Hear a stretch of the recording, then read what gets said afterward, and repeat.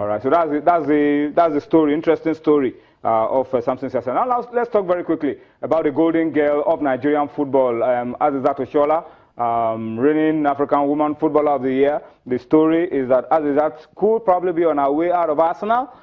She will be going to China. The Chinese money is not just for the men. The women can also come to pick a few of it. And Azizat is a shining light. Let her go make the money. But the quality of football in the Chinese league is also very good. Certainly. Women's football is very good. Certainly. Maybe probably even better than England. So maybe this move is just in order for Azizat Oshola. Well, she has already moved. I mean, she started training with them, I think, some days ago. So yeah, but her name and her picture still on the Arsenal ladies website. Well, yes, but she's already training with them. Nothing official has come on the Arsenal ladies website yet. Exactly. Nothing official has come up yet. But she's already training with the club they are called Dalian Guangjian. She's already training, and she's not the only African.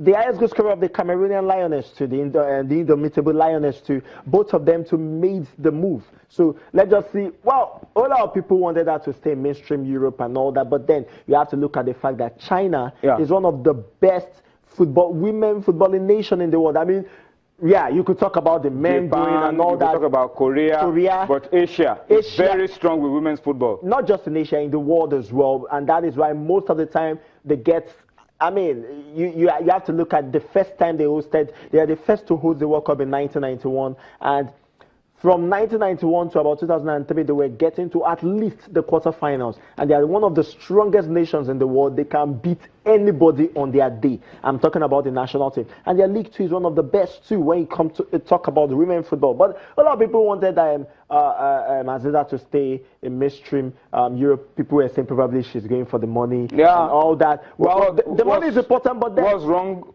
about going for the money? Well, people are saying she's very young, and I mean, not people, pundits feel she's young, feel that she has a lot of the career of the women of the woman footballer is a lot shorter than the guys. So if the guys at some stage are going for the money, why wouldn't the ladies also go very early for the money? And I'm liking the fact that she's going to China, where they have very good women football program. I like the fact that she's doing that. I mean, a lot of times these players, they go to the United States of America, they go to Sweden, where they have good programs when it comes to women football. But China, first time for two Africans to go there. Well, I wouldn't know if it's the first time though, but I'm thinking it's the first time. But I feel it's a good move for her.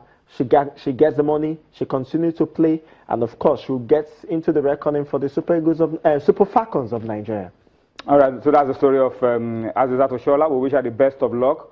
And once it is confirmed, although she already looks like we've seen pictures of her in China, but then on the Arsenal website for the ladies, a picture is still there as a member of the team. So once all of these issues are sorted out, we can only pray for her to succeed.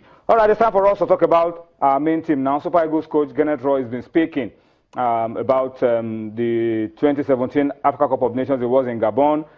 He's been speaking about the tournament itself, the quality of the football, the lessons that he has learned from watching about 25 games of the Africa Cup of Nations. He's also been speaking about the champions, the Indomitable Lions of Cameroon, and he's been talking about the 2019 Africa Cup of Nations qualifiers. Nigeria is playing South Africa in June. Before I continue, let me just pause and update you that Paris Saint-Germain have extended their lead over Barcelona. As you can see on your screen, it's now 2-0. Julian Draxler, the new signing from Germany, has made it for Paris Saint-Germain. So really, the French champions are flexing their muscles. They are really showing intent. 2-0 in the first half.